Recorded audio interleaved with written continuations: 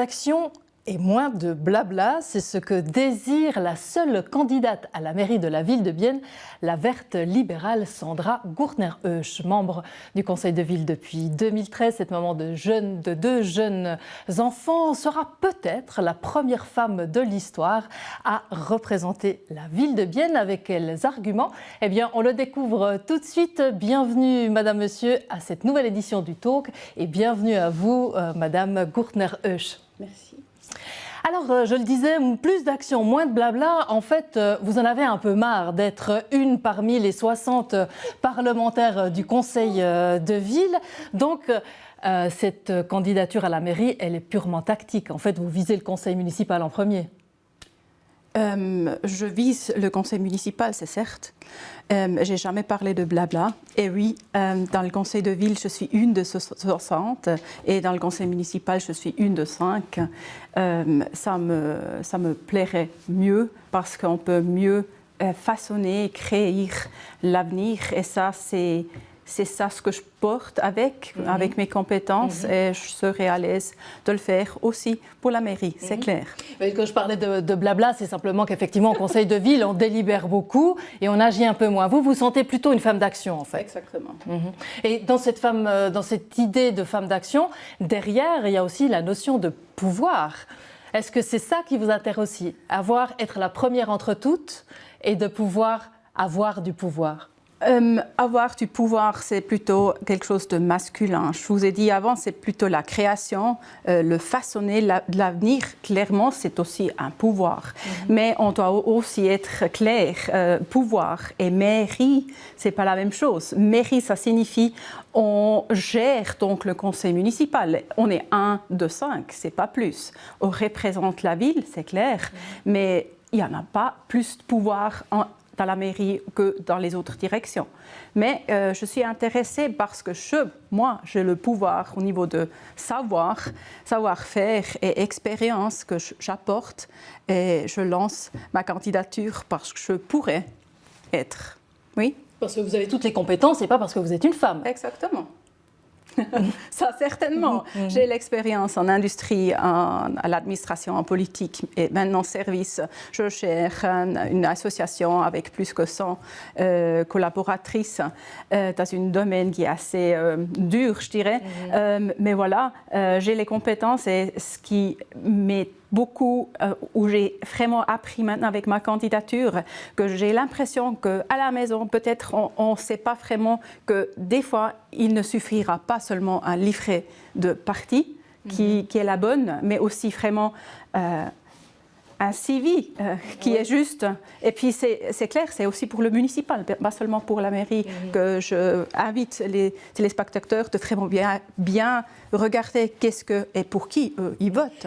Si je reformule ce que vous êtes en train de dire, c'est que vous dites aux électeurs et aux électrices, regardez d'abord le profil en fait de la personne plutôt que sa couleur politique.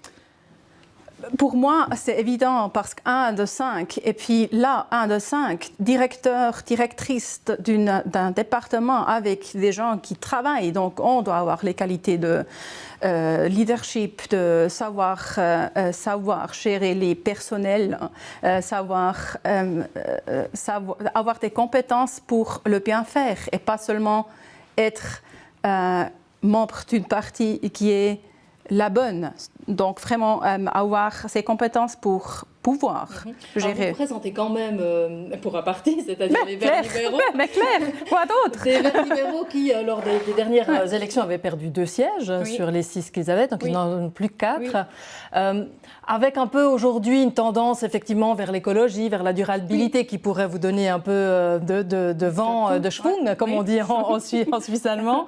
Mais c'est un parti du centre. Et le problème avec le centre, c'est qu'on n'est jamais vraiment un peu à gauche ou un peu à droite, on va un peu avec le vent, ou c'est que ça nous arrange. Donc c'est très bien pour les alliances, mais pour le reste, pour savoir où vous êtes vraiment, c'est pas évident.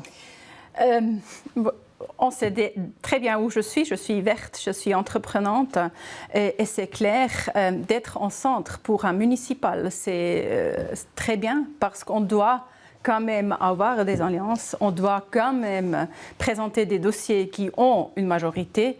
Donc pour moi, comme verte libérale, centre, ça ne sera pas vraiment un problème avec ma base d'être clair sur les thèmes qu'on n'a peut-être pas vraiment vécu ces derniers temps. Pensons Branche du Ouest, pensons Aglo-Lac. Il y avait des thèmes qui n'étaient pas vraiment mentionnés tellement clairs. Ça veut dire que le travail qui a été fait lors de la dernière législature, pour vous, il n'est pas allé assez loin? Il est trop lent?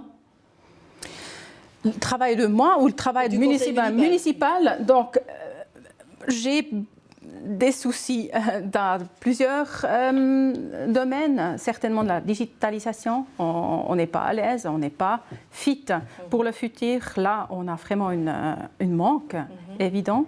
On a aussi des soucis, je ne sais pas si vous avez suivi le conseil municipal, quand la GOGES a réclamé que la commission de gestion. Merci beaucoup. Qu'a fait un statement pour dire le travail du municipal n'est pas sur le point à nous donner les informations, n'est pas sur le point de faire les décomptes, n'est pas sur le point. Donc là, il y a certainement beaucoup à faire, oui. Et vous voyez très bien comment on pourrait le faire. Comment vous le feriez autrement? C'est le b.a.-ba de gérer une administration, de gérer donc les décomptes ou bien les projets qu'on a jusqu'à la fin, jusqu'on a les chiffres d'affaires, parce que c'est toujours assez important pour un projet, aussi pour une ville comme la nôtre. Dans cette ville, lorsqu'on fait trop de concepts et pas assez d'actions? Selon moi, oui. Oui, parce que maintenant, on a un concept qui est venu maintenant dans pleine campagne pour les vélos, je trouve super, mais maintenant, on devrait aussi avoir des actions. Pourquoi ça vient maintenant? C'est une question. C'est super si on peut le faire comme ça, mais comment on va le réaliser au niveau de finances, au niveau de détails, dans des diverses rues ou quartiers, ça c'est encore, on doit faire preuve. Alors factuel, réaliste, c'est un peu ce que vous essayez de mettre en avant, aussi toutes vos compétences au niveau du management. Vous avez aussi un petit art de la provocation, puisque on a un peu parlé de vous dans tous les médias de Suisse, grâce à votre annonce factice pour le job de maire. Au-delà de ça, est-ce que c'est une façon que vous avez envie de poursuivre cet art de la provocation à la tête de la ville de Bienne? Non, la provocation, c'est qu'on a vraiment mis une annonce d'emploi. Parce que, comme je vous ai dit avant, ça doit être dans les têtes de ceux qui vont élire fin septembre que, clairement, c'est un poste politique, mais avec qui doit avoir des exigences, compétences. Et puis ça n'empêche que vous êtes un peu fâchés maintenant avec Éric Fehr. Comment vous allez faire si vous allez être élus tous les deux? Non, on n'est pas fâchés. Mais comment vous allez pouvoir collaborer si vous êtes élus tous les deux? En quelques secondes.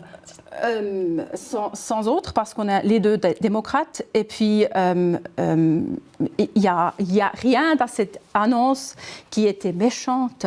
On peut prendre avec humeur et puis faire le job comme il faut. Alors de l'humour, c'est ce qu'on va peut-être demander aux électeurs et aux électrices. Sandra Gurtner-Roche, merci d'être passée nous voir. Merci. Voilà, chers téléspectateurs, merci d'avoir suivi ce talk qui présentait la 3e candidate à la mairie de la ville de Bienne. Vous retrouvez tout ce qui concerne les élections biennoises sur notre site télébilingue.ch. La semaine prochaine, j'aurai le plaisir d'accueillir le maire sortant, Éric Fehr. En attendant, passez du bon temps. À bientôt.